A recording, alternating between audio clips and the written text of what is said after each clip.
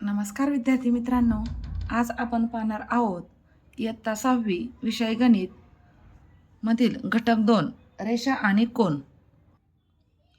आता पहिला प्रश्न आहे, सोबतची आकृती पहा आणि खाली दिलेल्या संबोधांची नावे लिहा. पहिला आहे बिंदू. तर आता बिंदू म्हणजे काय? पहा, कागदावर टोकदार पेन्सिल टेकवा व खून करा. ही खून म्हणजेच बिंदू. इथं दाखवलेलं आहे. बिंदूला लांबी, रुंदी किंवा जाडी नसते आणि बिंदू दाखवण्यासाठी इंग्लिशमधील मोठ्या लिपीतील अक्षरांचा वापर करतात, जसे बिंदू P, बिंदू Q आणि बिंदू R. आता या आकृतीमधील कोणते बिंदू आहेत? तर बिंदू A,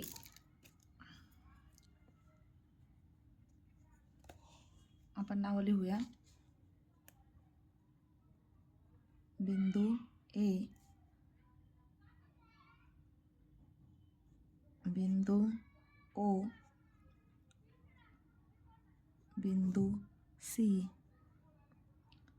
बिंदू B, नंतर बिंदू E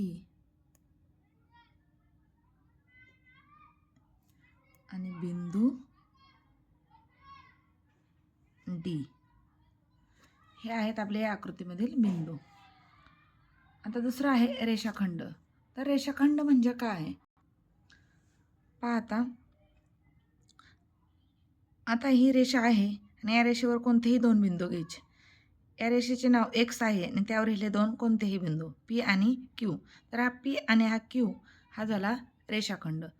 हाच रेषाखंड रेख PQ किंवा रेख QP असे वाचन करतात या रेषाखंडाचे, किंवा असा लिहितात. या आकृतीतले रेषाखंड कोणते? पाहता, ही सरळ रेषा आहे आणि याच्यावरती 1, 2, 3 आणि 4 बिंदू आहेत. पहिले आपण या रेषेवरचे रेषाखंड पाहू. रेषाखंड DE म्हणजेच रेख DE, नंतर DO, रेख DO, नंतर रेख DB. हे 3 रेषाखंड. आता E पासून चालू करूया. रेख EO, रेख EO, नंतर रेख EB, रेख EB. आता नंतर रेख OB, रेख OB.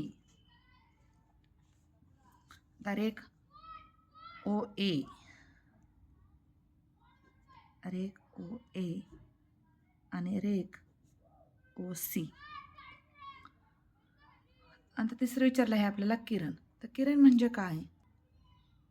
पहा, इथे दाखवलं सूर्यकिरण, टॉर्चचा प्रकाश, लेझर गनमधून येणारा प्रकाश.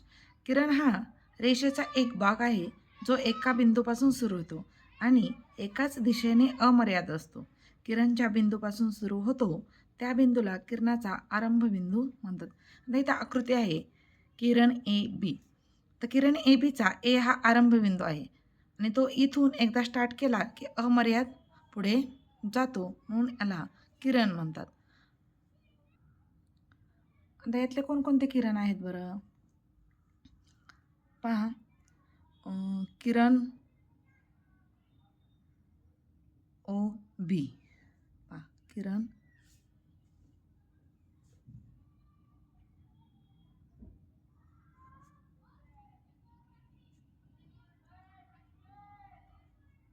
किरण OB झालं. किरण OC,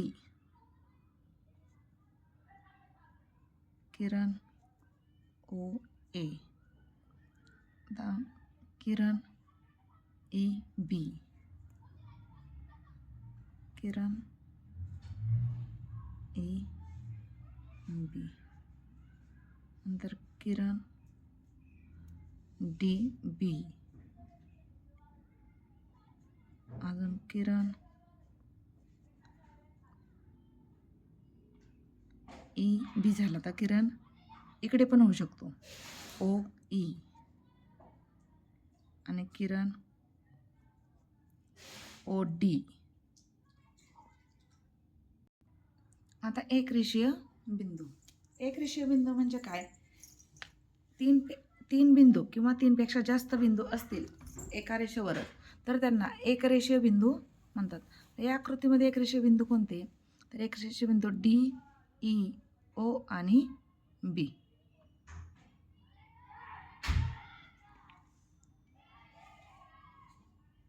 एकरेषीय बिंदू कोणते आहेत? बिंदू डी, बिंदू ई, बिंदू ओ आणि बिंदू बी. आता पहा, बिंदू सी आणि ए हे रेषेच्या बाहेर आहेत, त्यामुळे ते एकरेषीय नाहीत. पुढे आहे रेषा. आता रेषा म्हणजे काय? आता पहा, रेषा दोन्ही बाजूंनी अमर्याद असते. हे दाखविण्यासाठी दोन्ही टोकांवर बाणांच्या खुणा करतात. रेषा एकमितीय असते व रेषेवर असंख्य बिंदू असतात. रेषेचे नाव रेषेवरील कोणत्याही दोन बिंदूंनी लिहितात. जसे सोबतच्या चित्रातील रेषेचे नाव रेषा डी, डी ई किंवा रेषा ई डी. काही वेळा इंग्लिशमधील छोट्या लिपीतील एकच अक्षर वापरून सुद्धा रेषेचे नाव लिहितात. जसे रेषा एम, रेषा एन, रेषा ए. आता पहा, या आकृतीमध्ये रेषा डी बी, रेषा डी ओ आणि रेषा डी ई. त्याचप्रमाणे रेषा ई बी आणि रेषा ई ओ. एवढ्या 5 रेषा आहेत पहा. रेषा बी डी, रेषा डी ओ, रेषा डी ई, रेषा ई बी आणि रेषा ई ओ. आता पुढचा प्रश्न आहे आपल्याला नैकरेषीय बिंदू. आता पहा, अप्रोजने हे 3 बिंदू काढले आहेत. अप्रोजने काढलेल्या 3ही बिंदूतून जाणारी एकही रेषा काढता येत नाही. अशा 3 किंवा 3पेक्षा जास्त बिंदूतून एकही रेषा काढता येत नसेल तर त्यांना नैकरेषीय म्हणजेच न एकरेषीय बिंदू म्हणतात. आता या आकृतीमध्ये कोणते नैकरेषीय बिंदू आहेत? तर बिंदू ए ओ बी, बिंदू बी ओ सी, बिंदू ए ओ सी हे नैकरेषीय बिंदू आहेत पहा. बिंदू ए ओ बी, बिंदू ए ओ सी, बिंदू बी ओ सी हे नैकरेषीय बिंदू आहेत. अजून आपल्याला बिंदू ए बी सी हे सुद्धा लिहिता येतील. आता पहा, आपल्याला रेषा बी टी काढायची आहे. आता इथे कोणती एक लाईन घ्यायची, त्याला 2 बाण काढायचे आणि त्याच्यावरती 2 बिंदू लिहायचे. रेषा बी टी, रेषा बी टी. आपण याच रेषेचे वाचन रेषा टी बी असेही करू शकतो. करायचं आहे किरण डी ई. एक बिंदू घ्यायचा आणि त्याच्यावरती अशी एक लाईन मारून त्याला एक बाण काढायचा. हा आहे आरंभ बिंदू. आरंभ बिंदू आपण डी घेतला तर इकडे एक बिंदू घ्यायचा, तो झाला ई. हा तयार झाला किरण डी ई. आता आपल्याला पुढं काढायचं आहे रेख एम पी. रेख एम पी म्हणजेच रेषाखंड एम पी. तर रेषाखंड एम पी काढताना अशी एक रेषा ओढायची.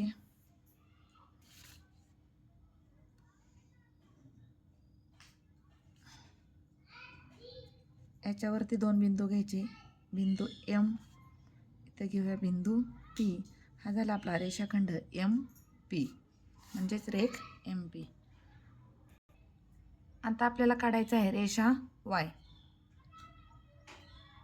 अशी एक रेषा काढायची, त्याला इकडे वाय असे नाव द्यायचे. याच्यावरती बिंदू घ्यायचे नाही. आता बिंदू एम. बिंदू म्हणजे काय?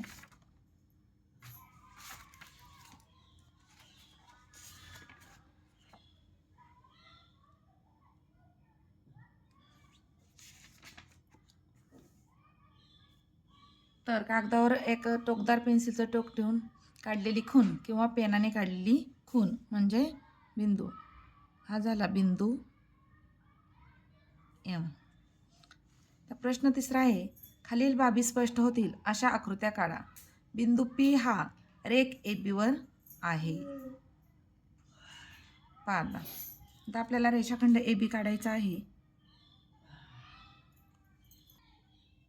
आता पहा,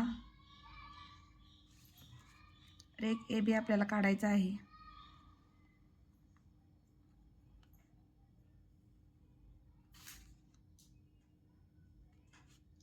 हा आहे आपला रेख ए बी आणि बिंदू पी हा रेख ए बीवर आहे. यातील दुसरा प्रश्न आहे, रेषा एम वर बिंदू ई व एफ आहेत पण बिंदू डी रेषा एम वर नाही. प्रथमतः आपल्याला रेषा एम काढून घ्यायची आहे.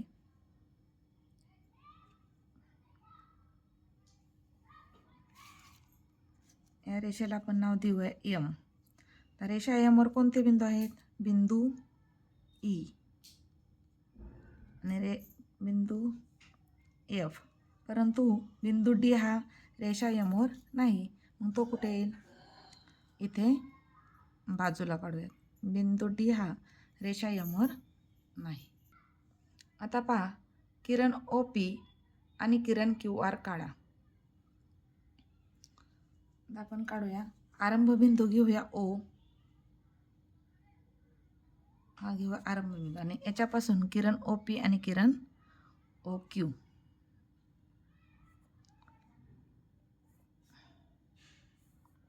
पहा, किरण ओ पी आणि किरण ओ क्यू हा या दिशेला अमर्याद जातो आणि हा किरण ओ पी उजवीकडे अमर्याद जाऊ शकतो.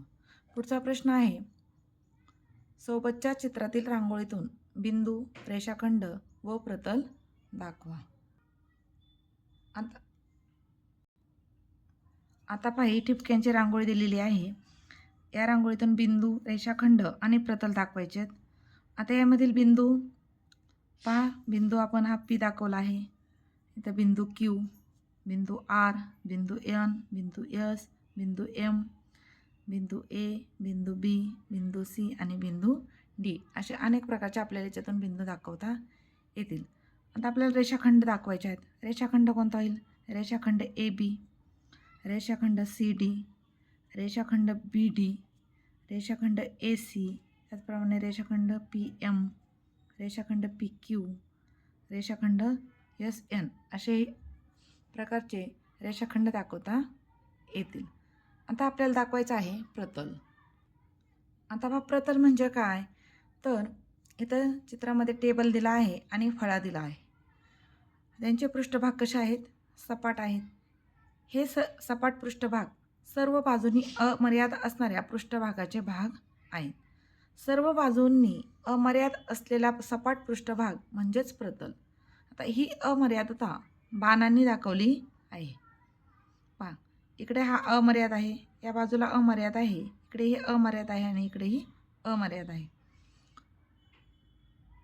प्रतलाचे नाव इंग्लिशमधील मोठ्या लिपीतील अक्षराने दाखवतात, जसे प्रतल ई.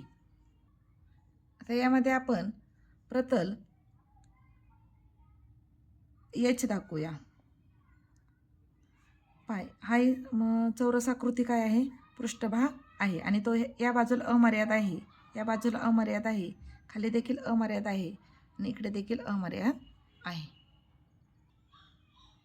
पुढचा प्रश्न आहे, भारताच्या नकाशा आराखड्यावर 4 महत्त्वाची ठिकाणे बिंदूंनी दर्शवली आहेत. या ठिकाणांना जोडणारे शक्य तितके रेषाखंड काढा. आता पहा, इथं मुंबई ते दिल्ली हा एक आपण रेषाखंड काढू शकतो. दिल्ली, मुंबई ते चेन्नई हा देखील एक रेषाखंड होईल. चेन्नई ते कलकत्ता, कलकत्ता ते दिल्ली,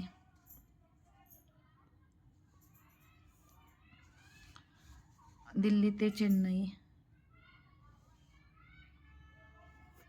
त्याचप्रमाणे मुंबई ते कलकत्ता,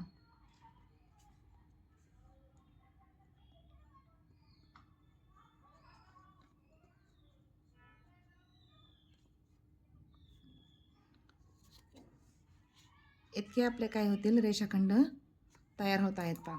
तर याच्यातूनच काय होणार आहे आपले अँगल तयार होणार आहे. काय तयार होणार आहे? अँगल. तेच तुम्हाला पुढील भागामध्ये आहे. अशा प्रकारे आपला सराव संच 2.1 हा सोडवून झालेला आहे. पुढील सराव संच पाहण्यासाठी व्हिडिओला लाईक करा, शेअर करा आणि सबस्क्राईब करा. तोपर्यंत धन्यवाद. थँक्यू.